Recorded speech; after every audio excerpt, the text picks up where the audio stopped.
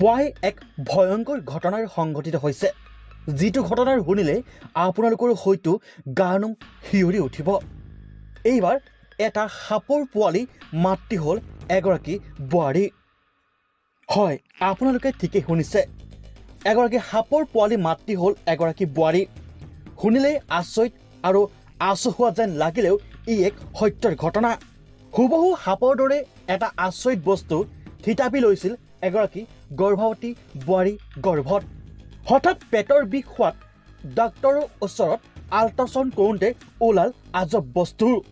মহিলাৰ গৰ্ভত মানুহৰ সন্তানৰ সলনি আছে এটি সাপৰ সদৃশ পোৱালি। লগে লগে ডাক্তৰে অপাৰেশ্যন কৰি মহিলাৰ গৰ্ভৰ পৰা এই সাপৰ সদৃশ বস্তুটো উলিয়াই পেলালে। আচৰিত, কেনেকৈ সম্ভৱ হ'ব পাৰে এই আজব ঘটনাটো? এই ঘটনাটো সংঘটিত হৈছে চাউথ আফ্ৰিকাত। সমগ্ৰ বিশ্ব এতিয়া অবাক হৈ পৰিছে।